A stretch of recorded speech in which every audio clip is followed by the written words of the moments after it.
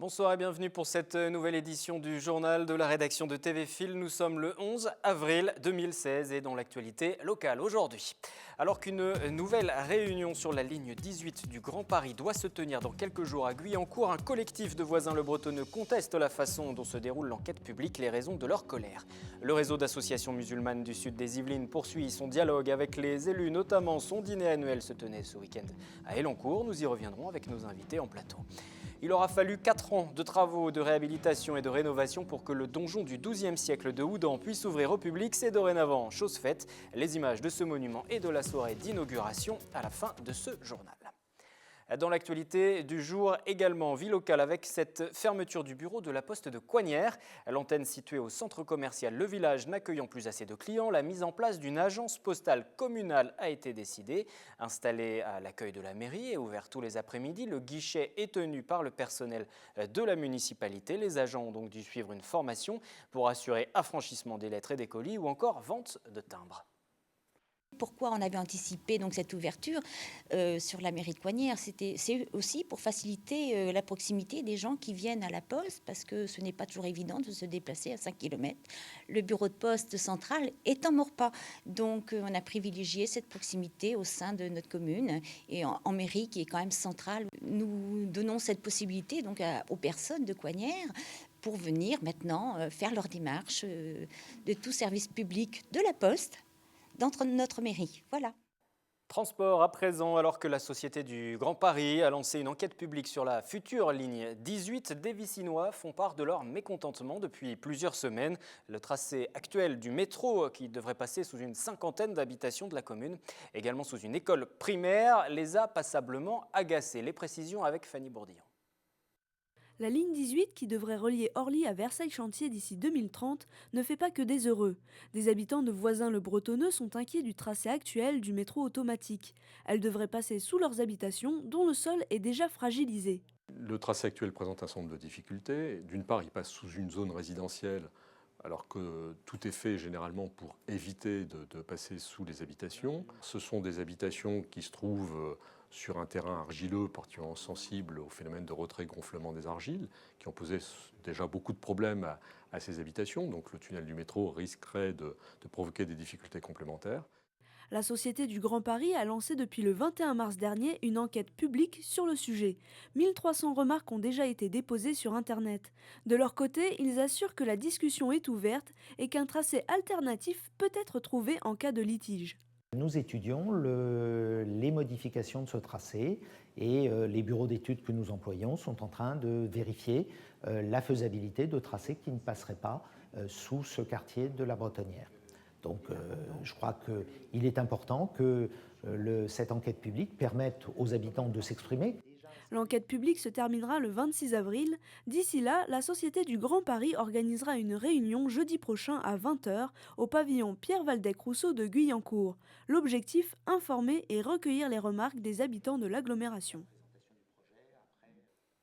Nous passons à l'entretien de cette édition et je reçois à présent Mourad Dali, le président de l'association Alif, membre du collectif des associations musulmanes de Saint-Quentin en Yvelines et des environs. Bonsoir à vous. Bonsoir. Mostefa Lazouni, président de l'association des musulmans de Maurepas. Bonsoir et bienvenue également. Et puis Mourad Barboucha, président de l'association socio-culturelle des musulmans de Saint-Cyr-l'École Fontenay-le-Fleury. Bonsoir. Bonsoir à vous. Nous allons revenir sur le dîner annuel du CAM 78 qui vient de se tenir. Le CAM pour collectif des associations musulmanes qui se réunit chaque année avec ses différents partenaires, dont les élus.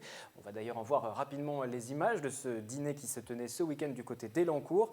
Tout d'abord, à quoi sert ce rendez-vous? C'est un moment d'échange aussi avec vos différents partenaires? Oui, c'est surtout un moment d'échange avec les différents partenaires que l'on a, les élus locaux, aussi les acteurs socio-économiques du département.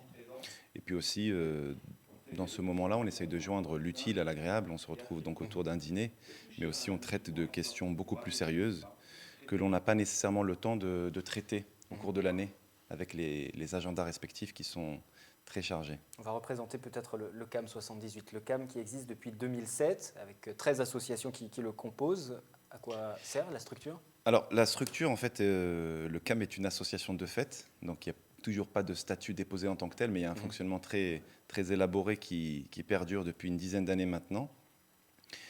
Au départ, il y avait un groupe de 7 associations qui se sont réunies sur plusieurs questions, mais notamment la question essentielle du sacrifice de l'Aïd al-Adha. Donc il y a eu un gros travail de fait par ses membres fondateurs. C'était pour la mise en place d'un abattoir La mobile, mise en- puisqu'il voilà, n'y a plus de d'abattoir dans le département pour répondre aux Exactement, besoins. d'un abattoir mobile qui répond aux conditions de décence et de salubrité nécessaires à ce genre d'opération. Et à ce moment-là, donc, avec au départ une initiative de quelques maires qui ont aidé, notamment le maire d'Elancourt, le maire de Plaisir de l'époque, qui avait aidé à cette mise en place. De ce noyau de 7 associations, petit à petit, il y a eu un groupe qui s'est constitué, qui s'est agrandi, aujourd'hui de 13 associations sur 12 communes. Et très tôt, on représentait déjà le Grand Saint-Quentin en Yvelines. On a Plaisir, les Clés-sous-Bois, Maurepas, Maurepas également. voilà, qui étaient là bien avant janvier 2016. Et donc c'est toutes ces questions-là, donc, et aussi les questions de partage de compétences, d'expériences, qui nous aident à échanger, à mieux structurer donc l'exercice du culte pour les musulmans dans la région de Saint-Quentin-en-Yvelines et ses environs, parce qu'on a aussi l'association des musulmans de Rambouillet qui est présente. Donc c'est vraiment tout le sud des Yvelines et la partie centrale. On va faire réagir peut-être les 2 autres associations qui représentent à la fois Maurepas et puis Saint-Cyr-l'École, Fontenay-le-Fleury. La création du CAM, justement, et ce besoin d'échange, vous l'avez ressenti aussi? C'était nécessaire de venir d'échanger autour de vos difficultés, de trouver des solutions communes aussi? Oui, en fait, dès le départ de la création de l'association de Maurepas, on a essayé de se rapprocher justement du CAM parce que voilà, quand vous débutez, vous avez besoin de vous appuyer sur l'expérience des autres. Et c'est vrai qu'ils ont été d'un grand conseil pour nous. Ils nous ont surtout incité à travailler dans la transparence, à établir dès le départ une relation de confiance avec nos élus locaux, avec la municipalité. Et depuis, les choses sont en train d'avancer. Quelles sont les difficultés justement que vous pouvez rencontrer au quotidien? C'est justement cette question peut-être de transparence, en tout cas d'échange permanent avec les élus dans un contexte particulier où il faut sans cesse rassurer. Quels sont les différents besoins que vous avez? Oui, il faut effectivement sans cesse rassurer parce qu'on a affaire à des gens qui, quand ils sont en phase d'actualité un peu anxiogène, ont tendance à regarder autour d'eux avec une certaine inquiétude.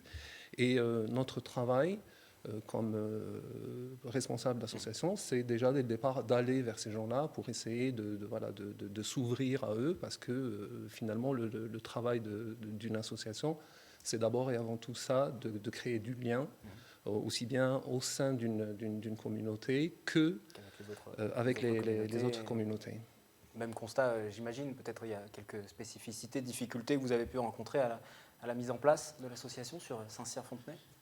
Oui, au tout départ, bien sûr, toute association nouvelle, on va dire, rencontre forcément des difficultés. Et il faut un certain temps pour établir, on va dire, de la confiance, ne serait-ce qu'avec les élus, avec les citoyens aussi de la ville, parce que c'est un phénomène nouveau pour eux d'avoir une structure, on va dire, musulmane. Ils n'ont pas encore l'habitude. Donc oui, il faut un certain temps, il faut aussi montrer, on va dire, il faut par des actions aussi valoriser l'association, qui est important. Donc toutes ces choses-là sont très importantes pour la confiance. Oui. Vous parliez des différents échanges avec les élus qui étaient présents lors du dîner de ce week-end, notamment Benoît Hamon, député socialiste de la 11e circonscription des Yvelines. Je vous propose de l'écouter. Il évoque justement ce besoin d'échange et ce besoin d'échange mature, adulte. Écoutez. Je trouve que des fois, il y a une relation un peu paternaliste des politiques vis-à-vis du monde musulman. Et je pense qu'il faut qu'on en sorte de cette relation paternaliste parce qu'elle n'est pas saine.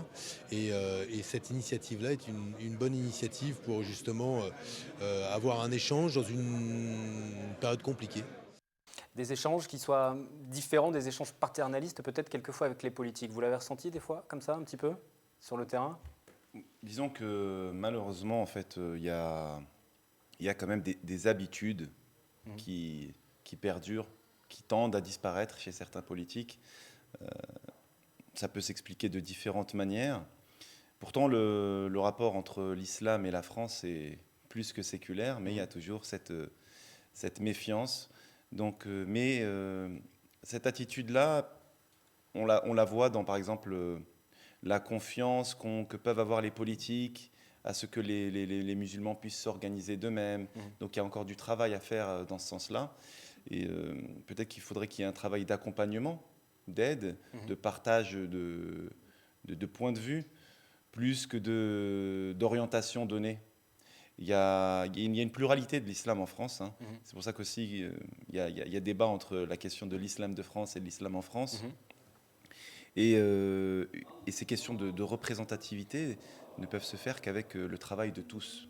Et il y a une volonté d'évolution aussi au sein du CAM, au sein de votre structure commune qui vous réunit. C'est vous-même qui le dites, hein, il faut aussi évoluer parce qu'il faut lutter contre les amalgames, il faut aussi lutter contre le radicalisme religieux.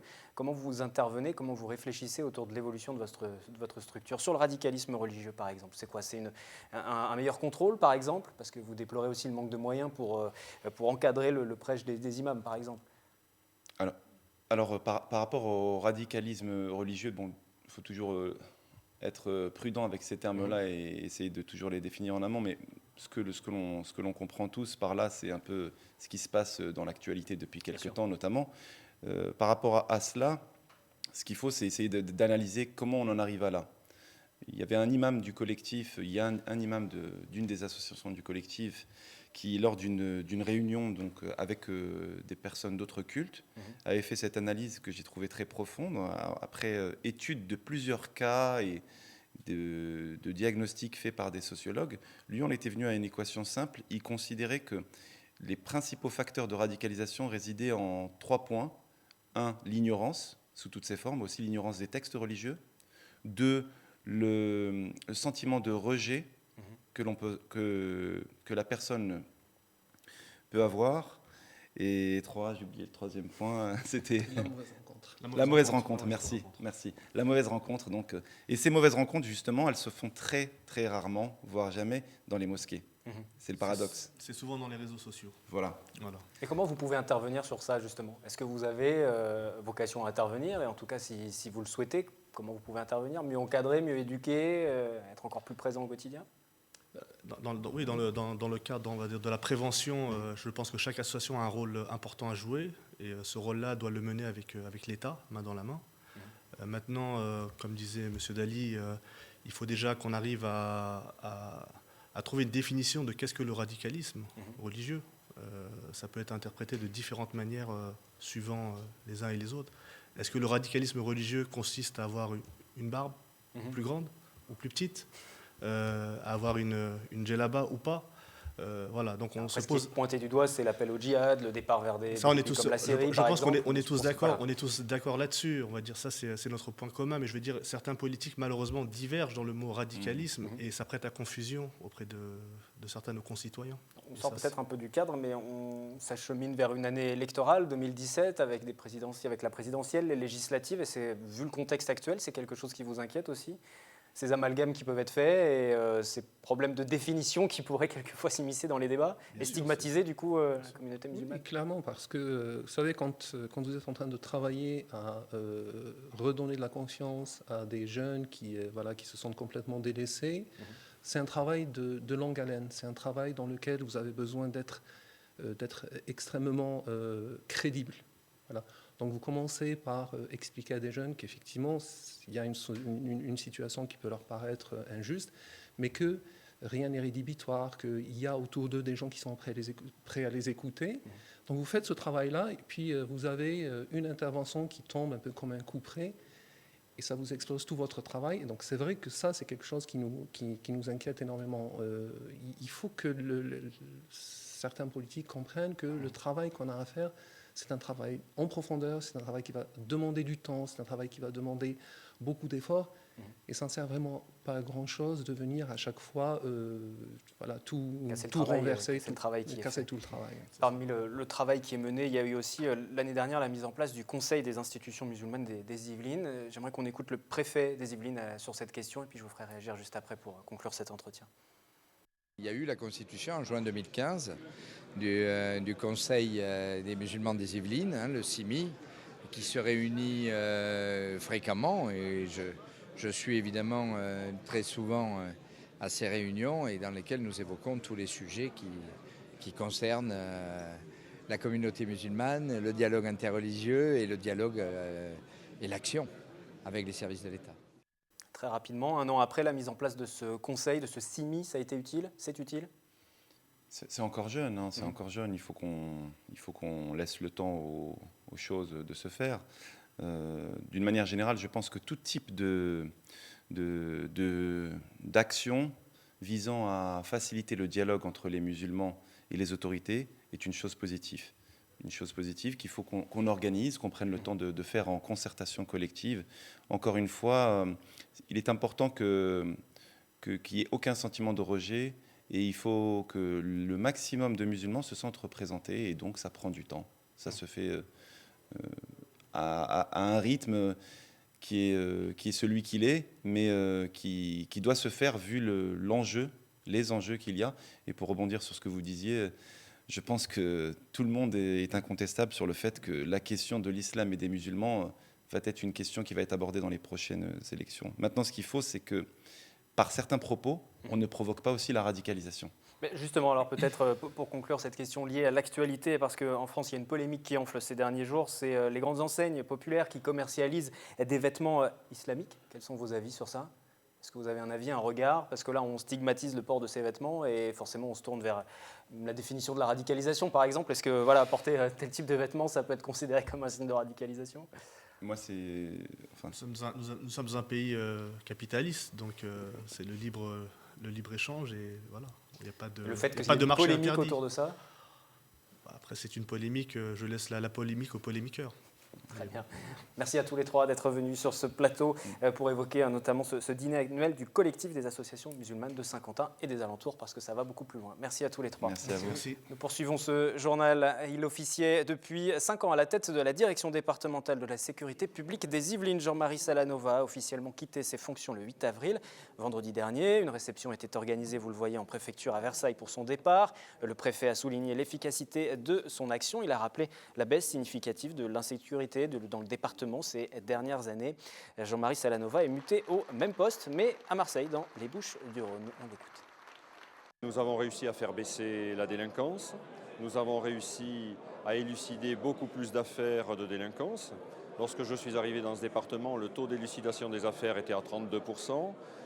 J'en pars, le taux d'élucidation des affaires est à 41,5%.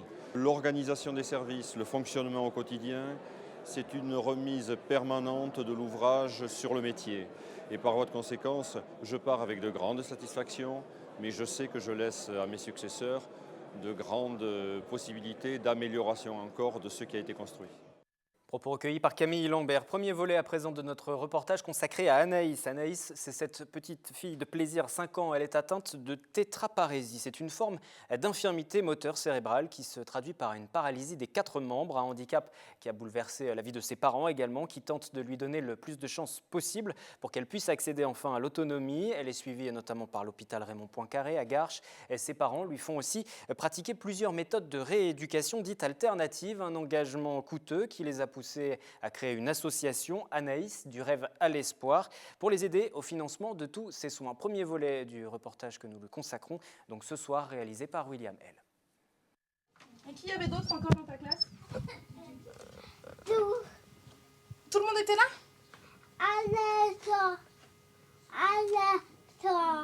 Alexandre. Il n'est pas marqué Alexandre? Ah, il faudra qu'on le rajoute alors. Anaïs a 5 ans. À sa naissance, un manque d'oxygène a créé des lésions cérébrales conduisant à une tétraparésie, une forme d'infirmité moteur cérébrale. La petite fille est suivie par plusieurs praticiens à l'hôpital Raymond Poincaré de Garches. Aujourd'hui, après l'école, elle a rendez-vous avec Laetitia, son ergothérapeute qui la suit depuis 3 ans. C'est une petite fille qui présente de grosses difficultés motrices, de grosses difficultés de coordination motrice sur l'ensemble du corps. Y compris sur la sphère bucco-faciale. Une des priorités aussi chez cette petite, c'est de pouvoir s'exprimer et de pouvoir communiquer avec son entourage. L'objectif de ces séances d'ergothérapie, rendre autonome et indépendante la petite fille dans les activités de la vie quotidienne. Jeudi 7 mars. Avril ? Jeudi 7 avril ? C'est ça. Jeudi 7 avril. Pour ces séances, Anaïs utilise une synthèse vocale, une tablette qui permet à l'enfant de communiquer et d'avoir de vraies conversations. En fait, c'est des combinaisons de pictogrammes qui vont nous permettre d'aller dans différents registres. On va pouvoir conjuguer tous les verbes à cet endroit-là. Toute la ligne du haut, ça va être des catégories. Les habits, les animaux, la nourriture. Voilà. On va avoir tous les petits mots de liaison qui vont être en vert. Et c'est le fait d'apprendre toutes les combinaisons des pictogrammes qui va pouvoir permettre une conversation après fonctionnelle avec des mots de liaison. On peut enregistrer des phrases, on peut faire plein de choses et on peut tout dire surtout. Un appareil qui coûte plus de 8 000 €, mais indispensable à la petite fille pour lui permettre de mieux communiquer. En marge de l'école, Anaïs suit des séances d'orthophonie, kinésithérapie et ergothérapie, ainsi que divers soins à l'hôpital. Des semaines très lourdes pour une petite fille pleine de vie. Comme chaque lundi, nous ouvrons une page culture à présent avec Séphora Namani. Bonsoir Séphora. Bonsoir Wilfried. Et pour cette page culture, il est question d'un projet éducatif mené avec les élèves de CM1 de l'école Marcel Pagnol de Coignères. C'est un projet pilote en France. Exactement. En janvier dernier, je vous avais présenté ce projet artistique et culturel mené avec ces élèves de Coignères en partenariat avec le musée de la ville de Saint-Quentin-en-Yvelines et le photographe professionnel Frédéric Gras installé à Elancourt. Alors pour faire simple, il s'agissait d'apprendre aux enfants à se servir d'un appareil photographique réflexe. Écoutez Camille Paillargue, institutrice. Un projet PEAC, c'est un projet éducatif, artistique et culturel qui est réalisé par l'enseignant, qui choisit une structure partenaire et un intervenant pour essayer d'ouvrir les enfants à un univers culturel inconnu ou justement sur un univers sur lequel il a envie de travailler. Nous, en tant qu'enseignants, on travaille beaucoup en histoire de l'art sur la peinture, sur le dessin, mais très peu sur la photographie. Donc je trouvais ça intéressant aussi que les enfants puissent découvrir leur environnement autrement en apprenant à observer. Alors les élèves ont bénéficié de 15 ateliers pour ce projet, répartis en 2 groupes lors des séances. Une partie travaillait la théorie en histoire de l'art, l'autre travaillait la pratique avec le photographe professionnel Frédéric Gras. Chacun des binômes avait son appareil photo pour travailler en fonction du thème sur les différents types de cadrage ou encore les réglages tels que les ISO, l'ouverture et la vitesse d'obturation. Les appareils photo qui sont aussi gros que la tête de ces enfants, c'est assez rigolo. À la fin des 15 ateliers mis en pratique, c'était lors d'un séjour à la montagne. On ne se refuse rien. C'est ça. Ils ont de la chance. Alors les enfants sont partis 2 semaines dans les Hautes-Alpes en janvier dernier à Saint-Michel-de-Mayol et chaque matinée était dévolue à la mise en pratique de la photographie en prenant en compte les contraintes de l'environnement lié au réfléchissement de la lumière sur la neige et la montagne en général, et ce n'était pas si facile apparemment. J'ai trouvé ça plutôt dur parce qu'il fallait arriver à choisir ce qu'on allait prendre en photo, faire les bons réglages pour pouvoir voir que la photo n'est pas floue, qu'elle ne soit pas trop lumineuse et pas trop foncée quand même. J'avais pris le télésiège parce que je voulais représenter le ski et tout en gardant de la montagne derrière. Il y a une vision d'artiste. Comme les professionnels, maintenant, ils présentent ces différents clichés avec une exposition. Oui, les enfants sont très fiers d'exposer jusqu'à la fin du mois chacun leurs clichés. Alors au total, une trentaine de clichés dans le hall de la mairie de Coignères, des paysages, des portraits, des mises en scène, un travail précis sur la luminosité et de vraies propositions artistiques avec des jeux au niveau de la profondeur de champ pour créer des nets et des flous. En figeant l'instant, ils ont dû apprendre à observer et porter un nouveau regard sur leur environnement. L'institutrice et le photographe sont satisfaits du résultat à tel point que le projet sera renouvelé l'année prochaine avec une autre classe et autour de la thématique du portrait cette fois-ci. Et on reprécise donc que c'est un atelier pilote en France. Il y en a très peu de ce type de projet avec photographie et mise en pratique. Merci Séphora. On continue à parler culture pour conclure ce journal. Samedi avait lieu l'inauguration de la tour du donjon de Houdan, rénovée sous l'impulsion de Jean-Marie Tétart, qui est le député maire de cette commune. Les travaux sont enfin achevés après 4 ans de chantier. Et pour l'occasion, les élus du département ont fait le déplacement. Valérie Pécresse ou encore Gérard Larcher. Les images sont signées Patrick Jacques de Dixmude. Érigé au XIIe siècle, le donjon de Houdan est le symbole de l'origine médiévale de la ville, avec ses murs d'enceinte, ses tours de guet, sa rue des Fossés et ses anciens relais d'étape. Au cours du temps, le donjon a connu différents usages, de la prison au réservoir d'eau.